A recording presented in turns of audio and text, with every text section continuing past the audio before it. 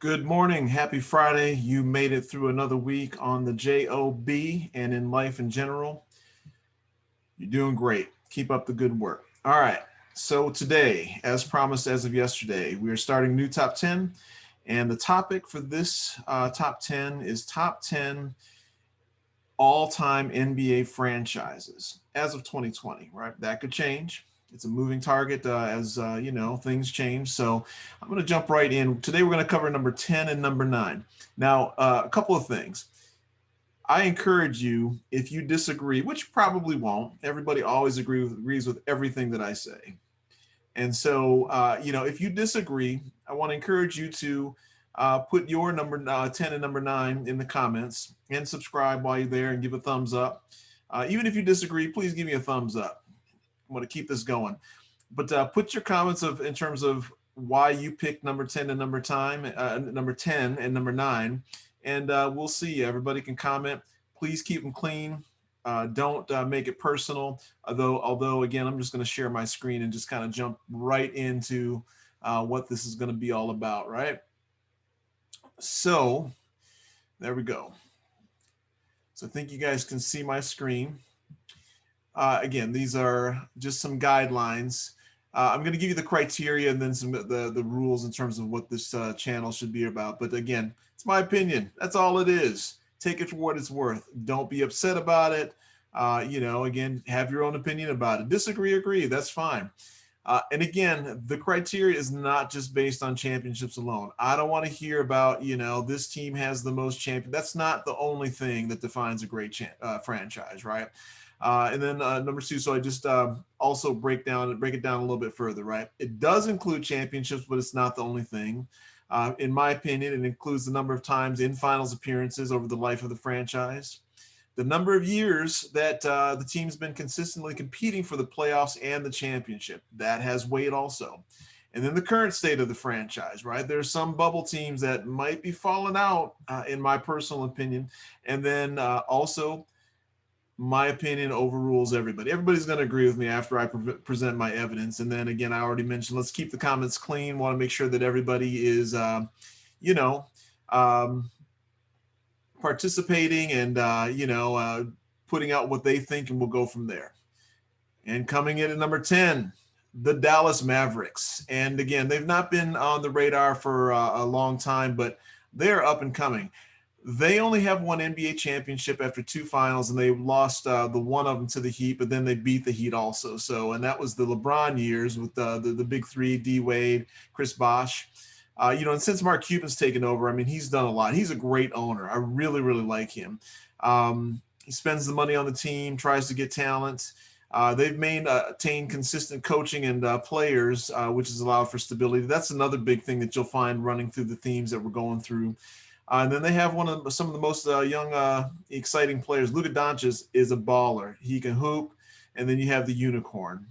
And again, he's looking healthy. Porzingis is looking, actually pretty good. Started to, get past that injury and get into game rhythm at the end.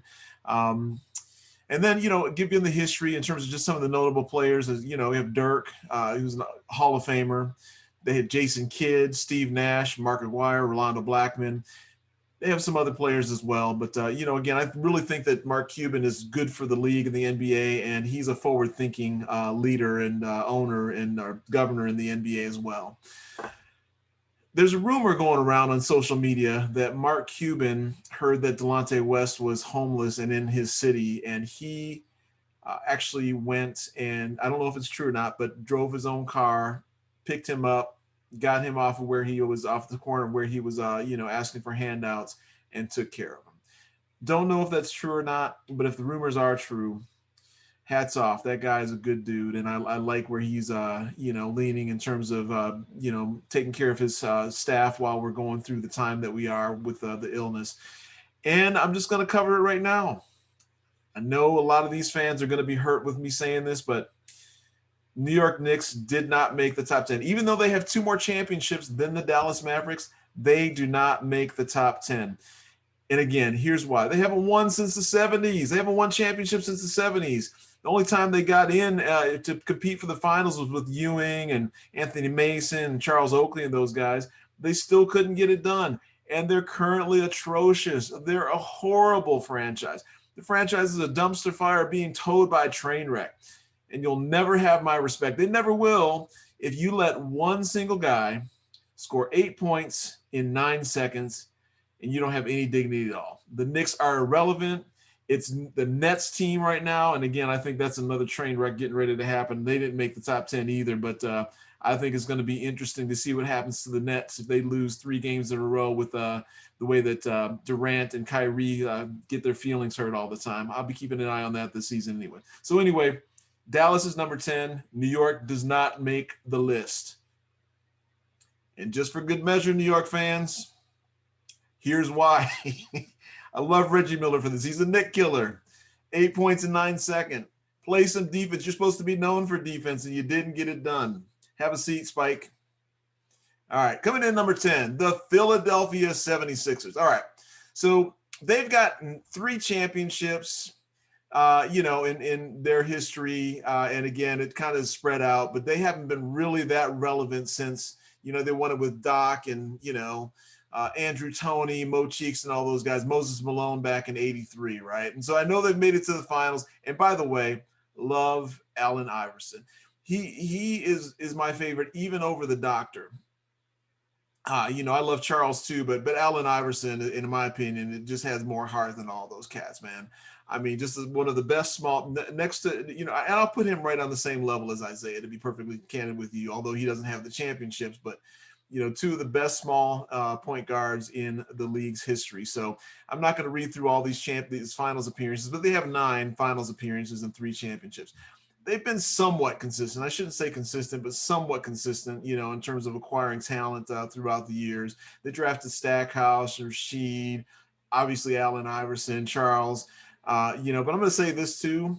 They have some of the most obnoxious fans in the NBA of all time, with the exception of 1 or 2 teams, which I've already covered, one who didn't make the top 10, New York Knicks fans. You guys got nothing, Knicks fans, you guys got nothing to brag about at all. So anyway, Philadelphia, though, you guys don't have much to brag about either, with the exception of the Eagles win a couple years ago in the Super Bowl. But you're loyal to your teams, but you are obnoxious. Anyway, comment below, and I'm okay with you disagreeing. I'm a Pistons fan. I'm all Detroit. I've spent some time in Denver too, so I love the Denver teams, except for the Avalanche. Can't stand them. But anyway, they got some work to do. They're not getting it done with that current roster. They got talent, but I think that personally, I'm putting it on the coach, right? I see they do not have good offense.